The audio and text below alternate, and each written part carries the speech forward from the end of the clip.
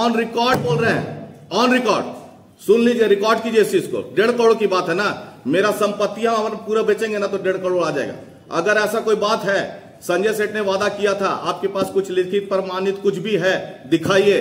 Public के सामने बोल रहे हैं अपना प्रॉपर्टी बेच करके जमा कर देंगे 1.5 करोड़ रुपया।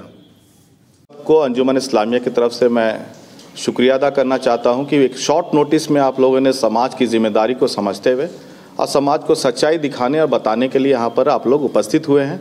इसके लिए हम लोग शुक्रगुजार हैं। ये प्रेस कॉन्फ्रेंस इतने शॉर्ट नोटिस में इसलिए करना पड़ रहा है कि अभी कुछ अर्जेंसी अंजुमन इस्लामिया में है, जिसमें एक अंजुमन इस्लामिया अस्पताल भी है। और एक भ्रमित करने वाली बात मार्केट में फैल रही है कि अंजुमन इस्लामिया अस्पताल जो है वो अलग यूनिट है, वो अंजुमन इस्लामिया का नहीं है। तो उसके मुतालिक कुछ पेपर आपको हम दिखाना चाहेंगे। ये अंजुमन इस्लामिया का बाईलॉज का पहला पेपर है जिसमें अंजुमन इस्लामिया हॉस्पिटल का जिक्र है। पहली चीज़ ये है, देखिए एक साजिश रची जा रही, जिससे ये बताया जा रहा है इस साजिश के तहत कि अंजुमन इस्लामिया को तोड़ा जा रहा है, कॉलेज को अलग किया जा रहा है, हॉस्पिटल को अलग किया जा रहा है। अंजुमन को बिखेरने की साजिश जो रची जा रही है उसको भी उजागर करना बहुत ज़रूरी है। ये अंजुमन इस्लामिया का पेपर है, ठीक है, जिसमें साफ साफ लिखा हुआ है अंजुमन इस्लामिया का पेपर है, हॉस्पिटल का पेपर है जो अंजुमन इस्लामिया को दिया गया है, अंजुमन इस्लामिया को वफ़ किया गया। अंजुमन इस्लामिया के पास इसका सारा डॉक्यूमेंट्स है। अंजुमन इस्लामिया में पहले भी इस हॉस्पिटल को लेकर के विवाद उत्पन्न हुआ था, जिसमें बहुत तरह की चीज़ें आई थी और एक फर्जी बायलॉज भी बना दिया गया था, सोसाइटी एक्ट में डाल दिया गया था, फलाना ठिकाना बहुत कुछ हुआ 2015 में। तो ये मामला को लेकर के पूरी आवाम ने इस मामला को रांची के उलमा इकराम के पास ले आकर के पहुंचा दिया और उलमा इकराम बैठ करके कुछ उसमें फैसला लिए थे। चूँकि उस वक्त हम नहीं थे और शाहिद भाई जो हमारे टुकलू भाई हैं, ये सबसे पुराने मेंबर अंजुमन इस्लामिया के, तो ये बेहतर बता पाएंगे कि उस वक्त क्या फ़ैसला उलमा इकराम ने लिया था। तो हम उनको गुजारिश करेंगे वो थोड़ा सा इसको खाली ब्रीफ कर दे 2 मिनट में। क्या कहना चाहिए? 2016 में इसी तरह का मामला आया था अंजुमन हॉस्पिटल और अंजुमन इस्लामिया के बीच में। तो शहर के कुछ मानिंद लोग, आलिम उलमा लोग इस पे आगे आए और आगे आने के बाद जो कि वहाँ का जो उस समय का जो कमेटी थी जो चैलेंज करती थी कि हॉस्पिटल ये अंजुमन इस्लामिया का नहीं है, ये अलग बायलॉज से चलती है। तो साहिब उलमा हजरात सब आगे आकर और यहाँ कई एक मीटिंगें हैं, हमको लगता है कम से कम 12 से 14 मीटिंग होने के बाद जो आलिम उलमा ने फैसला दिया कि ये अंजुमन इस्लामिया की है और हरदम अंजुमन इस्लामिया के ही रहेगी, जिसका ये प्रूफ है। यहाँ जितना रांची के आलिम लोग हैं ये सबका यहाँ सिग्नेचर भी शामिल है और ये फैसला भी उन लोगों का है। सभी ये फैसले आ जाने के बाद अभी मौजूदा कमेटी के अंजुमन इस्लामिया का मौजूदा जो सदर अभी का जो सदर हैं, उस समय का अंजुमन इस्लामिया का सेक्रेटरी हुआ करते थे, उसने एक कमेटी बनाया और कमेटी बनाने के बाद 14 लोगों को यहाँ से अंजुमन इस्लामिया से कमेटी बनाकर वहाँ हॉस्पिटल में चलाने के लिए भेजा गया। ये देखिए, ये लिस्ट है उन लोगों का नाम है जो उस समय का कमेटी में थे। और देखिए सिग्नेचर जो देखिए यहाँ सिग्नेचर देखिए, ये मौजूदा अभी अंजुमन इस्लामिया का जो सदर हैं हमारे मुख्तार साहब, वो इनका सिग्नेचर है। ये आप लोग अपने मीडिया में इसको कवर कर लीजिए। रह गई बात, ये प्रॉपर्टी अंजुमन इस्लामिया की है जिसकी ये सबूत है, ये डीड। और वो समय जो कमेटी बनाया गया था तो बायलॉज में कुछ ऐसा कुछ ऐसी मतलब त्रुटि थी जिसको मालूम है आलिम उलमाओं ने देखा कि अगर ये बायलॉज जो है अगर इस चलते रहेगा तो ये हो सकता है ये अंजुमन हॉस्पिटल नहीं चले तो ये सरकार को चली जाएगी। इसलिए वो बायलॉज को जो है उन लोगों ने खारिज कर दिया था उस समय। जिस समय वो आलिम उलमा, हमको लगता है 17 से 18 आलिम उलमाओं ने यहाँ इसी जगह बैठकर प्रेस कॉन्फ्रेंस करके और ये बोले कि ये अंजुमन इस्लामिया की है और हरदम अंजुमन इस्लामिया की ही रहेगी। नहीं है, कुछ नहीं। अगर सदर साहब के पास कुछ है तो हम सचिव है ना, हम जनरल सेक्रेटरी है ना, आपने मुझसे कभी डिस्कशन नहीं किया। आपके पास अगर कोई पेपर है उस डेट का आप दिखा दीजिए। हम ऑन रिकॉर्ड बोल रहे हैं, ऑन रिकॉर्ड।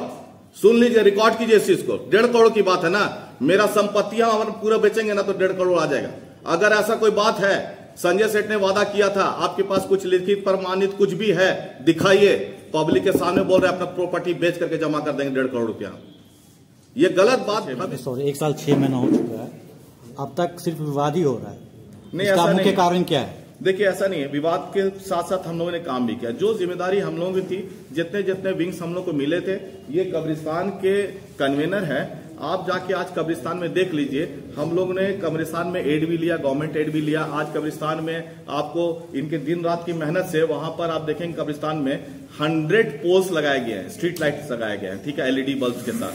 उसके बाद फिर कई तरह का काम कब्रिस्तान में डेवलपमेंट का काम हुआ है। उसके बाद हॉस्पिटल की जिम्मेदारी अयूब राजा खान को दी गई थी। हॉस्पिटल में जाते के साथ हम लोगों ने जितना भी वहां पर अपना ऑपरेशन थिएटर का टेबल्स वगैरह था, जो बहुत सालों से चेंज नहीं हुआ था, उसको चेंज कर दिया गया। करोड़ों की खरीदारी की गई, सामने ओपीडी का निर्माण किया गया।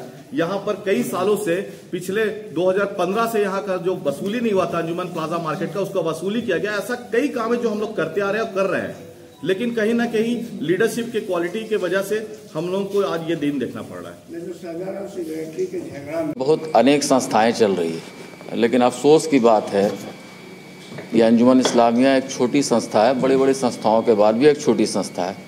उसमें सिर्फ आपस के डिस्प्यूट और एक दूसरे को नीचे दिखाने के लिए ये जो विवाद उत्पन्न हुआ है, ये बहुत ही अफसोसजनक है। रही बात हॉस्पिटल में सैलरी के प्रोसेस के लिए, इसके पहले पिछले महीना में भी मेरे ही प्रोसेस के थ्रू हम लोगों ने साइन करके सब स्टाफ को सैलरी दिया।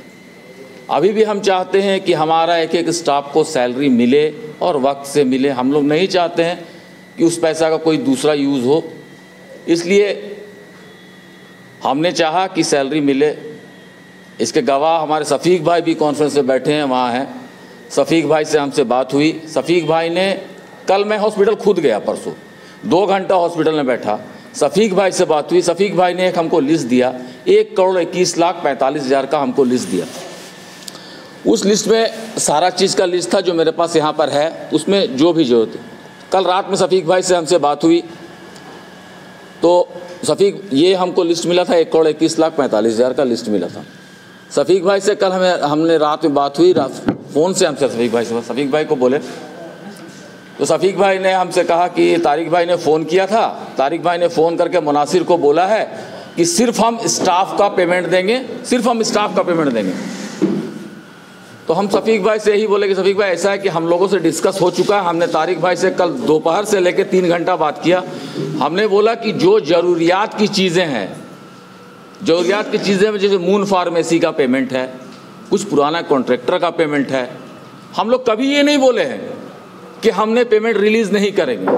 लेकिन आप ऐसा भी तो नहीं होता है ना कि आप बोलेगा नहीं 1,21,00,000 रुपये एक ही बार में साइन करके दे दीजिए। हम कभी उसका डिस्प्यूट में नहीं पड़ना चाह रहे। हम ये चाह रहे थे कि उस पेमेंट को हम रिलीज़ कर दें, और अभी भी हम चाहते हैं कि उस जो ज़रूरत पेमेंट है उस पेमेंट को हम रिलीज़ कराएं, ताकि हॉस्पिटल, क्योंकि हम भी हॉस्पिटल में बहुत टाइम दिए हैं और हॉस्पिटल को बहुत नज़दीक से देखे हैं। बहुत सदर, बहुत सेक्रेटरी, बहुत कुछ है, लेकिन 3-4 आदमी का टीम नहीं ने उस हॉस्पिटल में काम किया है। और जो हम लोगों ने काम करके आया वही काम आज अभी तक है और आगे कोई काम नहीं बढ़ा है। तो हम यही चाहते हैं, हम कभी नहीं चाहे हैं कि हॉस्पिटल का कोई पेमेंट रुके।